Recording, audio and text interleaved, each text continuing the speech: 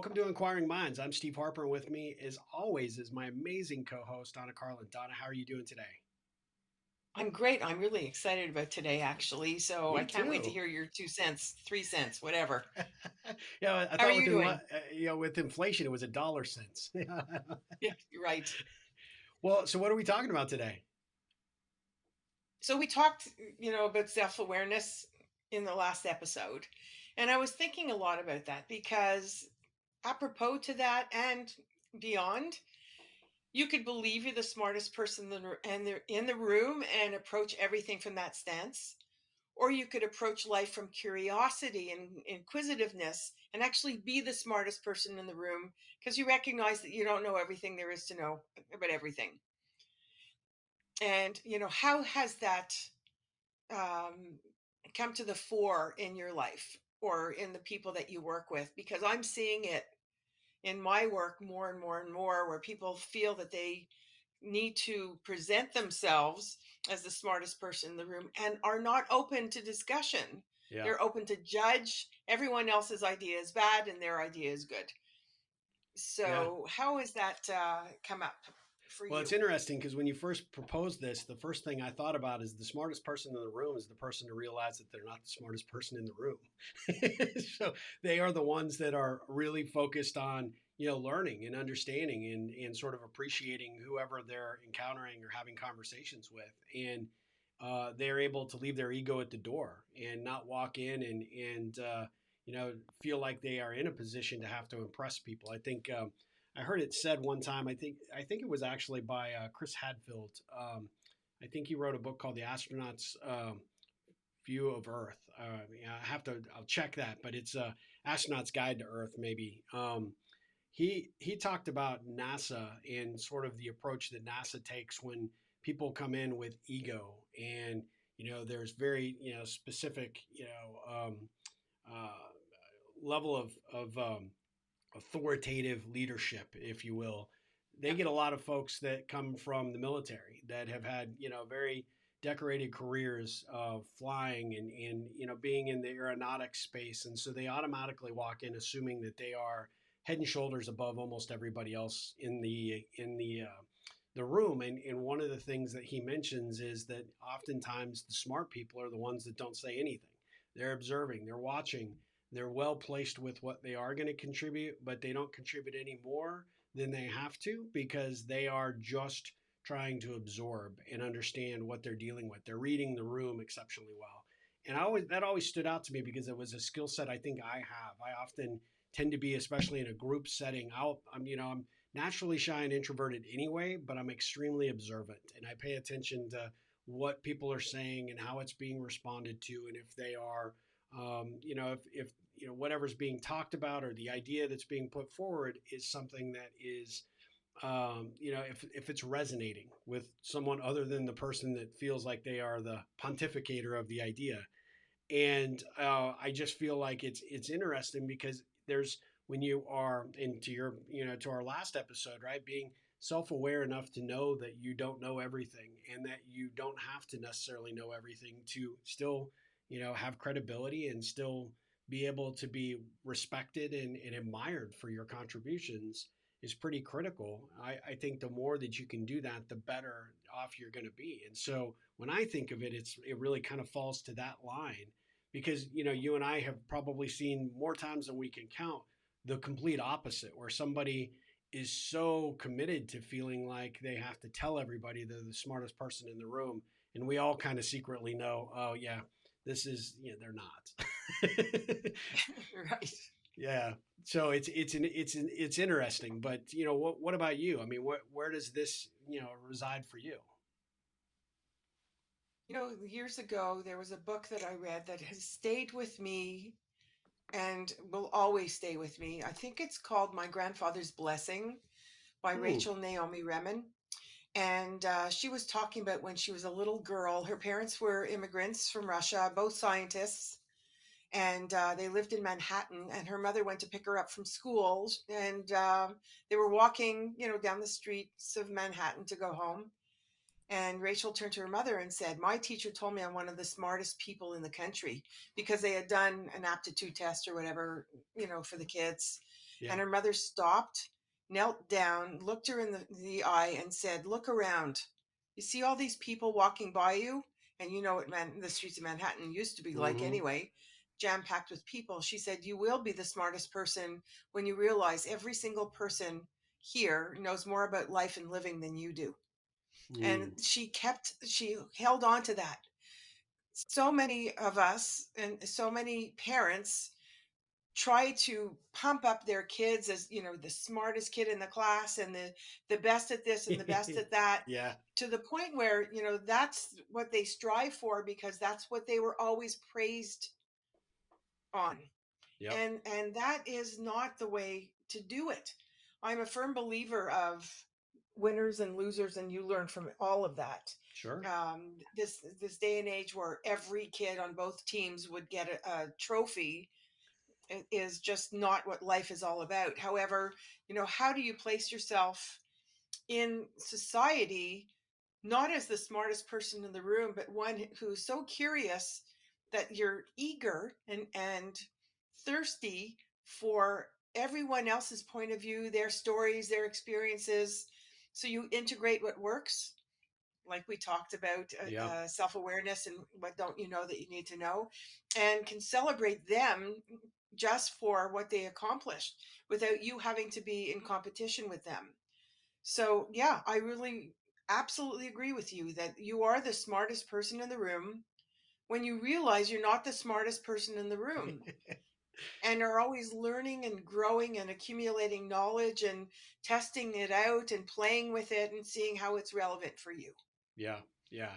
I think a lot of people struggle with this, right? Because I think that, in today's world, especially in the business environment, everybody feels like they have to be top of their game. And in a lot of instances, that means that you have to exude a certain level of confidence, competence, and expertise. And I've always, kind of thought to myself, anybody that has to tell you they're an expert in anything is probably not an expert at anything.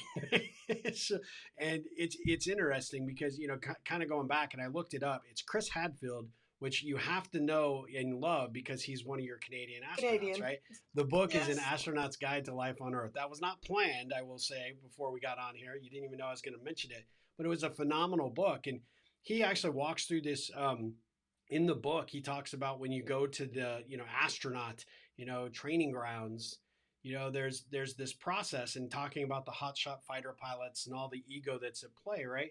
And they ask these folks, do you want to be a plus one, a zero, or a negative one? And the NASA rating on that is pretty interesting. A negative one is kind of obvious, right? You're a potential liability and a challenge. Zero doesn't seem all that good because you're a zero. That doesn't seem like the rating you want. So almost everybody with an ego that thinks of themselves as the top pilot, will be the top astronaut, always says plus one. Which, interestingly enough, I don't think he outlines this as much in the book as what I saw maybe on one of his YouTube videos. Is that automatically the way that they rate you is when you call yourself a plus one, you automatically go to a minus one. Because at the end of the day, if you think so much of yourself that you'd rate yourself that way, that you probably are not open to new ideas, new suggestions. You think you've got the solutions, and when you're, on the space, shuttle at the time, or you're in the International Space Center, and stuff is starting to go wrong, means you're not collaborating, and you're not taking in the environment. You're not taking in anybody else's opinions, and that could have fatal consequences. And so I always thought that was pretty interesting. He always believes you strive to be zero, which is kind of how we started, which you're the person that kind of keeps your mouth shut. You kind of pay attention, you watch, you contribute where and what you can. And that the only way that you get to a plus one rating is by other people bestowing that on you, right? You become the expert in the room by other people's opinions and thoughts and knowledge of you, and why they can depend on you and how you are. But you really should never walk into any situation thinking you're better than anybody else. That sort of, for me, lands at what is the question I need to ask myself right now? Not what do I know, because you know what you know. You don't know what you don't know. So, where are those gaps? And how do I converse with somebody else or observe other people to see how they approach things in a way that you never thought of. Yeah. We're starting to set up a coaching program for physicians and surgeons, not to become executive coaches, but to share ideas, to learn more about themselves, their contribution, to use each other as a brain trust. Because let's face it, a lot of physicians and surgeons have egos the size of the room Yeah. and feel that they need to know everything because by virtue of what it is they do for a living, and they don't know everything there is to know. They don't know a newfangled way that another practitioner, tried to save a life or whatever else. And this collaborative kind of environment to just listen openly and generously to say, how did this person deal with X, Y, and Z? Like even if it's fear based or Yeah. anything, not actual tactically based, to if I listened more to my peers, how much broader could my knowledge and offerings be because I'm learning constantly? Yeah. And, I look at, again, how do you let go of ego and approach life through curiosity and inquiring thinking, so to speak? What are the questions I need to ask? Not have answered, but what questions do I live in? That's going to increase your presence, your knowledge, your smarts, Yeah. incrementally and astronomically. So this is something that I think we all need to take a step back and look at. Where do we think we need to be the smartest person in the room? I know that it's going on 40 years this fall that I'm coaching psychology, which You started blows when my you mind were to tell what, you the truth. five or Yeah, six? right. Yeah. We won't go there. And in all the years, I'm always asking myself, what am I learning from this? And what am I learning from this that I could, impart to my clients? Yeah. Number one. Number two is I firmly believe my clients want somebody with experience, especially if the higher up they are. They want somebody who knows what they're doing for sure, but not the one that has all the answers. They want somebody who's going to question them in a way that's going to keep them on their toes and keep them thinking and keep them striving Yeah. for what's next, what's next, what's next. That's So I love that. You know, interesting how you phrased it the way you did, but always asking the question, sort of like you should be walking around with an inquiring mind all the time. there you go. I'm just saying, because at the end of Yep. the day, there in every situation that you're experiencing, whether it be that team meeting or whether it be that visit with a prospective client or an opportunity to expand into a new business line or even in your personal life, the different things that you deal with every day. What questions should I be asking? Right? It constantly one helps you look at things from a completely different perspective, but also by extension automatically says that you're admitting to yourself, I don't know everything, I don't know, right? And what should I be learning here? What should I be experiencing? And to a certain degree, that's a great way for people to sort of have that filter before they just feel like they have to put their 2 cents in, every single time to every single comment or idea that gets put out there, Yeah, just because they feel like they have to. I think again, it just really provides a really unique perspective for people to stay quiet until you have something relevant to share and contribute. exactly. And you could tell, in a team meeting who's speaking just to be heard, who's speaking because they have something wise to say, who needs to vie for attention, who doesn't care about the attention, wants to contribute in a way that's impactful for everyone around the table. That talks about self-awareness, which we discussed Mm-hmm. last week. And how are you approaching life, through curiosity or through ego? That's the Mm-hmm. bottom line, and that's the question to ask yourself sometimes when you feel that you're about to say something to be the smartest person in the room, instead of to engage somebody to hear what they have to say in their point of view, that and ask yourself, what did I learn from this? Yeah. I Yep. look at things, um, there is no failure. There's succeeding and learning. The failure part is the learning curve. Yeah. If you're self aware, you're going to learn from it and not take that same route again. If you're not self aware, and if you think you're the smartest person in the room, you're going to try to rationalize why you did something, even if it was not the right thing to do. Yep. So keep that in mind and see which way you're going. Yep. Oh, I love that. Well, another really, really interesting topic that you put forward, and I just love these conversations because I get as much out of them as I feel like I'm able to contribute. But at the end of the day, this is one that I think I hope our listeners really take to heart and look at because I think at the end of the day, if you're always feeling compelled that you have to be the expert and you have to exude that sort of air about yourself, it's an opportunity for you to revisit and say, look, maybe I'm ready and due for a different approach. And just watch how the world responds to you when you do provide that different approach. I think it will certainly open your eyes to a completely different perspective. And if you struggle with that and you fall like you feel like you fall backwards in you default to old behaviors, which is often something that we all do.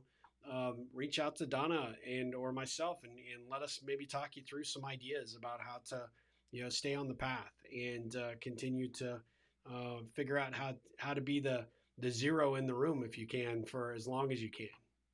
So Donna, how do people learn more about or maybe contribute their thoughts about this episode, learn about our other episodes, and maybe share some ideas on what they'd like us to cover in the future? Best place to do that is our Facebook group, Inquiring Minds with Donna Carlin and Steve Harper. Join the group, share your contribution. We want to hear from you. We want to hear what you want us to discuss and how this resonated for you, how you used it. And if you have an issue you want to throw at us, let's talk it through. If you're willing to do it in a Facebook group, you could get us through our website, Steve's at ripplecentral.com. I'm at Donna Carlin with a K.com. And you could get all our social media, our LinkedIn posts, everything there. And of course, our YouTube page. There's a place for your comments and let us know what you think. We're interested. Yep, We really absolutely. want I to would know. say, like Donna said, get involved in the Facebook group and be sure to subscribe. We haven't had anybody subscribing to our YouTube channel, although we get a lot of views on the videos from the different ways that we post those. But we'd certainly love for you to be notified. We premiere these episodes every Tuesday at 12 o'clock noon Central Standard Time, so 1 o'clock Eastern. So we definitely would encourage you to be notified because you're just going to get a nice little snippet of great content that will make you think a little bit differently every single time you listen to one of our episodes. And so we definitely encourage you to subscribe to our YouTube channel for sure and turn on that little bell that'll give you the notification of new episodes. So Donna, this has been great. I appreciate the time. I always love our conversations. I can't wait for the next one. Me too. You have a fantastic day. All right, you too. Bye bye.